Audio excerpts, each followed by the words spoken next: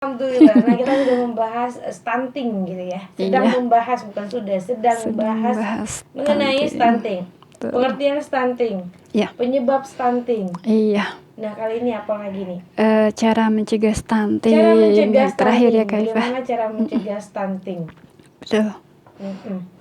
Langsung saja nih kita ke dialognya gitu ya. Baik. Bagaimana sih cara kita mencegah stunting ini? Baik, terima kasih Kak Iva. Ayah Bunda, tadi di awal telah kita sampaikan bahwa stunting ini adalah di mana kondisi gagal tumbuh pada anak balita akibat kekurangan gizi kronis, sehingga anak tumbuh lebih pendek dari usianya, dan gejala atau stunting ini baru dapat diketahui ketika anak usia 2 tahun. 2 tahun. Betul. Dapatnya dari mana nih, katanya bisa ada bertanya ya. Yeah. Kapan nih anak itu terkena stunting itu, dari sejak umur berapa? Iya. Dalam kandungan. Iya, betul. Nah, dalam kandungan itu sudah cuma belum apa namanya belum maksimal, kita mengetahuinya belum maksimal. Betul. Di saat umur 2 tahun barulah kelihatan jelas gitu ya. Betul sekali Kak Iva. Kalau tadi kita lihat dari beberapa penyebab stunting ya Kak Iva, tentunya tidak hanya terfokus pada satu penyebab saja, tapi ada beberapa tadi.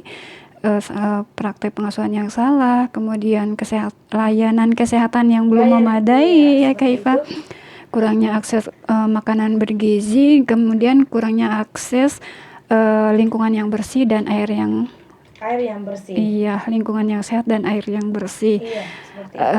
Betul. Kemudian bagaimana cara kita mencegahnya? Untuk penyebab-penyebab yang di luar jangkauan kita, dalam arti lebih kepada peran serta masyarakat secara luas ya Kak Iva, kalau dalam atau mungkin pemerintah untuk menangani penyebab-penyebab tadi. Hal ini yang ingin kita tekankan di sini, yang akan kita bahas sama-sama, lebih kepada bagaimana kita sebagai seorang ibu, Kak Iva. Apa yang bisa kita lakukan sebagai seorang ibu? Iya, agar jangan sampai anak kita stunting tadi. Iya, betul. Hal ini pentingnya nutrisi 1000 hari pertama anak untuk mencegah stunting.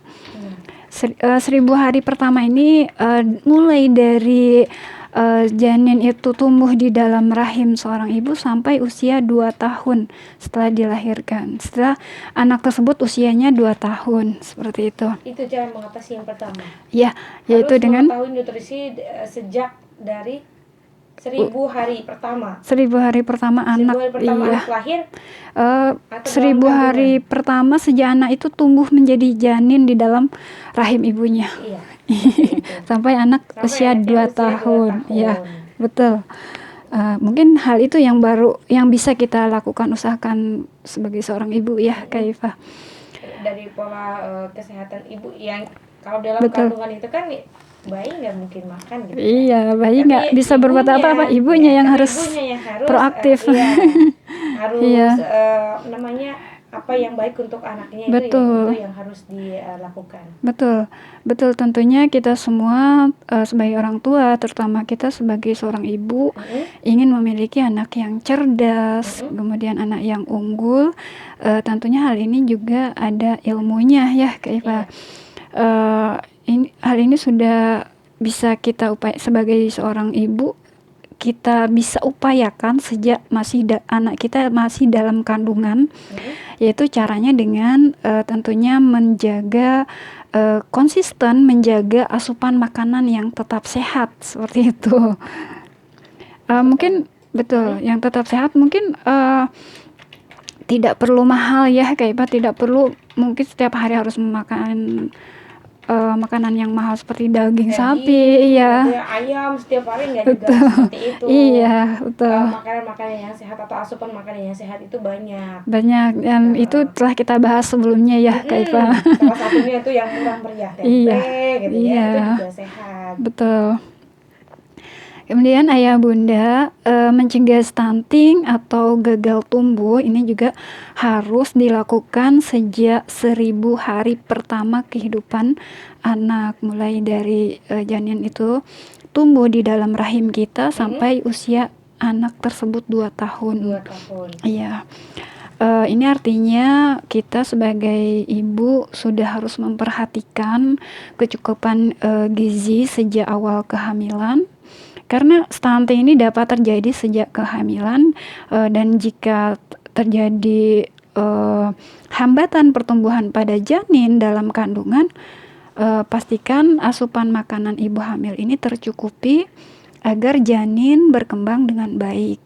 Apabila asupan makanan ibu cukup dan tidak ada penyulit lain, umumnya janin akan tumbuh dan berkembang dengan baik.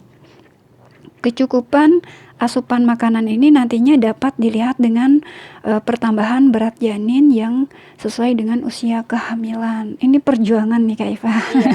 Mungkin ya, mungkin bagi ibu-ibu yang sudah pernah mengalami hamil, memiliki anak ya Kak Iva, apalagi pada trimester pertama itu perjuangan untuk bisa makan itu di beberapa ibu merupakan perjuangan yang besar ya. Karena ada beberapa ibu yang kehamilan trimester pertama itu untuk memasukkan makan ke dalam mulut itu sangat-sangat sulit gitu. Ya? Ini saya juga bertanya dengan orang yang sudah berpengalaman tentunya. Itu sulit ternyata ya. Bagi beberapa ya. Bagi beberapa ibu ada yang sulit, mungkin yang kita biasa disebut ngidam ya, kayak ngidam. Seperti itu ternyata. Saya nggak mau sampai ke sana. Yang biasanya ngidam gitu ya. Ya ada sih kebanyakan mual. Jadi nafsu makan itu berkurang. Ada yang mencium aroma nasi saja sudah muntah-muntah seperti itu. Dan itu merupakan perjuangan bagi seorang ibu ya, mengingat kembali janin yang di dalam kandungan memerlukan nutrisi yang cukup sehingga harus mengalahkan rasa tadi ya, rasa takut buat makan tadi. Iya. Baik. Keengganan untuk makan tadi ya. Makan tadi harus dilawan, jauh-jauh, betul. Dilawan. Supaya itu juga demi kesehatan sang anak. Betul. Ibu hamil ini juga harus mengusahakan agar cukup mengkonsumsi makronutrien seperti karbohidrat, kemudian protein dan lemak. Dalam hal ini utamakan agar ibu hamil mendapat protein hewani, diimbangi juga dengan mengkonsumsi mikronutrien yaitu vitamin dan mineral yang terdapat dalam buah dan sayuran. Lagi-lagi buah dan sayuran. Iya, kenapa ibu-ibu hamil itu sering disarankan untuk makan sayur, betul, buah secukupnya, bukan untuk diri sendiri, tapi untuk bayinya juga. Bayi yang ada dalam kandungan. Iya, bayi yang dalam kandungan itu juga memakan apa yang dimakan oleh orang tua. Betul. Kemudian ayah bunda, pencegahan stunting berlanjut ke periode menyusui. Tadi ketika betul. Jadi tidak hanya ketika masa kehamilan saja, namun juga pencegahan stunting ini dapat kita lakukan sebagai seorang ibu pada masa menyusui. Itulah tadi kenapa penyebabnya itu salah satunya adalah kurangnya ASI tadi ya kan? Betul. Kita sebagai bunda, sebagai ibu harus mengerti tentang cara pemberian ASI yang benar, kemudian agar anak tidak mengalami kurang gizi, khususnya gizi buruk.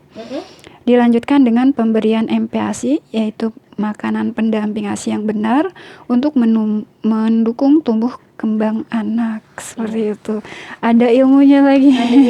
Iya. Jadi kadang-kala itu juga di saat sang anak ini sudah diperbolehkan untuk makan yang lain, maka yang lain itu bukan berarti dia harus dikasih makanan yang sekeras atau seperti orang dewasa gitu ya. Kan ada tuh kebanyakan di media sosial juga, saya juga pernah menemui di media sosial itu sang anak ini meninggal karena dia itu makan pisang katanya terlalu banyak. Iya, Masih dan bayi sekali, iya, masih betul bayi. betul Nah betul itu nggak diperbolehkan ternyata karena anak itu belum sampai ke situ. Udah dikasih betul makanan yang berbahaya untuk dirinya gitu. betul. Terkadang karena kurangnya pengetahuan tadi ya, Kak Iya. Iva, seorang ibu yang merasa khawatir anaknya kurang Makan, kenyang iya, gitu kurang kan, kenyang. lalu merasa pemberian ASI ini tidak cukup Nggak kalau cukup. hanya ASI Iya. aja gitu. Dikasih dengan makanan-makanan yang lain ternyata itu kurang tepat. Padahal umurnya Iya. belum Sampai, waktunya, belum waktunya seperti dia itu. mengkonsumsi hal-hal yang seperti itu. Iya. Dan itu ternyata membahayakan sang anak ini. Betul, betul. Tidak hanya sebatas stunting, tapi malah Lebih ke lebih nyawa. ke nyawa anak. Lebih ke nyawa anak tersebut menjadi ancaman gitu ya. Iya, Dan betul. nyawa yang namanya seorang ibu gitu ya, hatinya itu kadang-kadang melas. Iya. Melas lihat anaknya itu loh. Dia makan tapi anaknya nggak makan, kadang-kadang melas. Iya. Kasih aja. Nah itu harusnya dibuang lah sifat-sifat yang seperti itu. Bukannya tidak mau memberikan anaknya makan, tapi belum saatnya dan belum waktunya. Iya, betul. Seperti itu. Betul. Dan pun Kak Iva, untuk makanan pendamping ASI pun ketika anak misalnya sudah ASI eksklusifnya 6 bulan pertama sudah selesai, dan untuk bulan-bulan berikutnya ada tahapannya juga. Iya. Dimulai tidak langsung makanan yang tidak sesuai dengan pencernaannya, namun tidak langsung makan ikan gembung gitu ya, betul. Gitu ya. Harus ada step by step gitu by ya. stepnya, iya, betul. Dan ini juga tentunya harus menjadi PR bagi kita semua untuk lebih mengutamakan pengetahuan kita ini sebagai seorang ibu, ya Kak Iva. Seperti itu. Iya. Baik Ayah Bunda, tentang stunting ini yaitu tadi kita sampaikan kondisi anak gagal tumbuh baik fisik maupun otaknya. Stunting ini dihubungkan dengan malnutrisi dan infeksi kronis atau endokrin. Oleh karena itu perlu ditekankan bahwa stunting merupakan bagian dari perawakan pendek. Namun ingat, tidak semua perawakan pendek adalah stunting. Ini baru nyampe ya Kak Iva.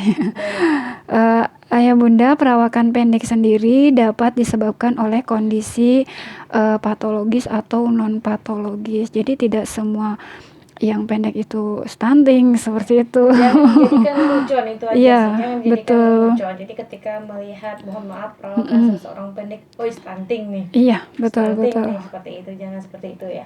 Iya. Karena memang stunting ini ada ciri-cirinya. Iya, nah ini yang akan kita bahas nih Kak Iva. Bagaimana ciri-ciri anak yang stunting? Nah, seperti itu. Stunting ini tadi dikatakan bahwa terjadi karena anak mengalami malnutrisi kronis, sehingga ciri-ciri utamanya anak terlihat lebih pendek dibanding dengan anak seusianya dengan jenis kelamin yang sama.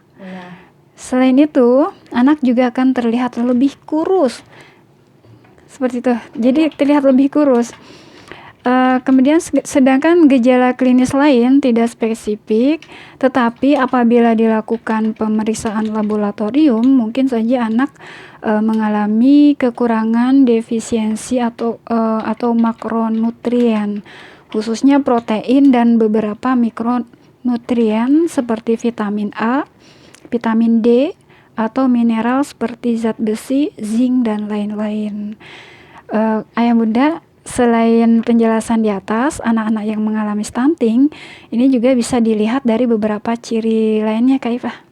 Ada ciri lainnya. Baik.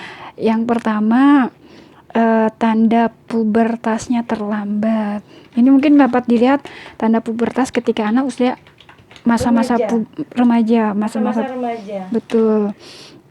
Terlambat pubertas atau gimana? Iya, tanda kan tanda pubertas bagi seorang perempuan misalnya dengan kita ketahui tumbuhnya payudara seperti itu.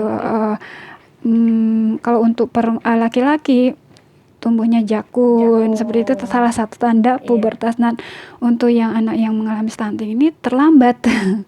Tanda-tanda itu mungkin Anak yang normal usia misalnya Sama, seusia dengan anak yang stunting Iya. juga, cuman yang stunting ini belum menampakkan Iya. tanda-tanda pubertas dan anak tadi.